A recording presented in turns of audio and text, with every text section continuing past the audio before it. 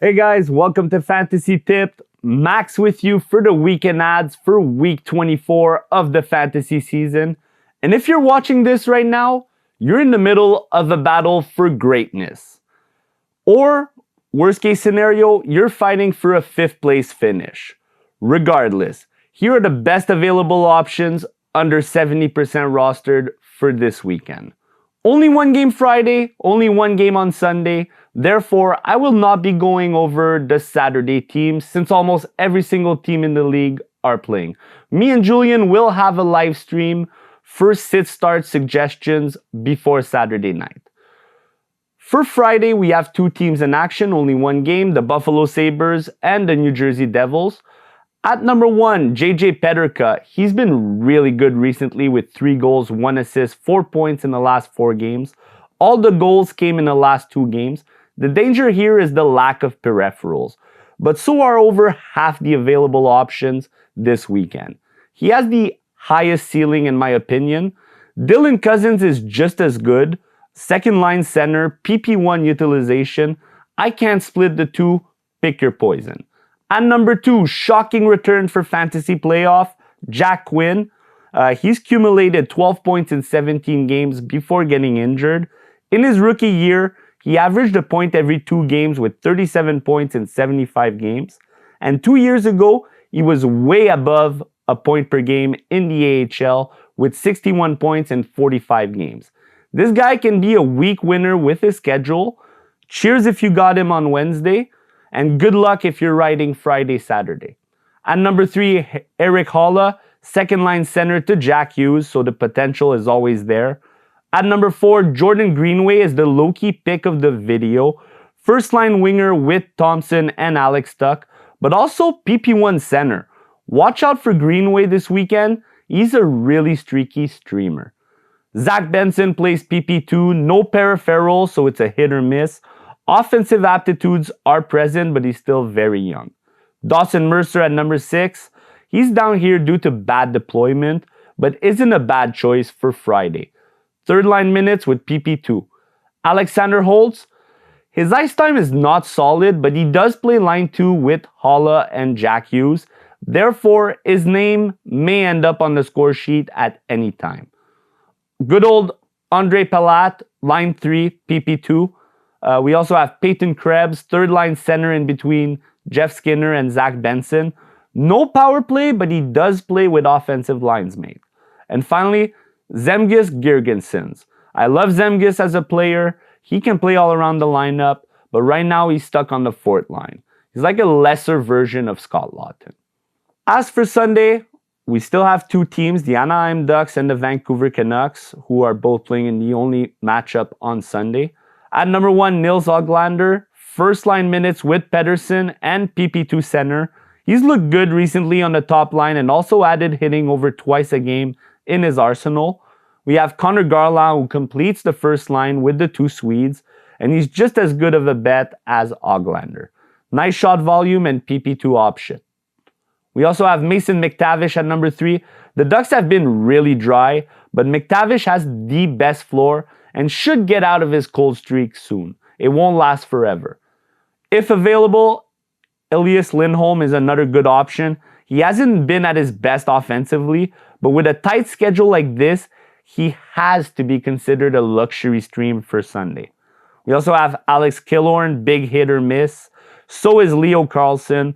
The positive is they both play first line, both play PP1 in Anaheim. Carlson has 12 shots and an assist in the 5 games since he's been back. Speaking of coming back, Trevor Zegras, but his fantasy value ain't so sure. High risk, high reward for the third line center in Anaheim. We also have Ilya Mikheyev, third line winger on Vancouver, PP2 option. P.S. Sutter, fourth line center, but he plays PP1 surprisingly, and he also plays on the penalty kill, so we will get his chances to produce. Ryan Strome, just like the rest of his stream, he's been really cold. He's pointless in the last 9 games. Anything from here is a Hail Mary. Vasily Podkolzin, former first-round pick. He plays on the fourth line. He is a PP2 option. We also have Teddy Bluger. That isn't bad for deep leagues. Possible face-offs, hits, shots. Right now he's on the third, but he'll probably be back on the fourth. Sam Lafferty, not a scoring winger, but a good deep league option with nice hits and residual face-offs. And finally, Jacob Silverberg, fourth line winger with no peripherals, but a little bit of power play time at your own risk. Now let's take a look at the defenseman. Easy number one here in Luke Hughes. He's had his ups and downs this season, but he's been solid in the last few weeks. PP1 in New Jersey.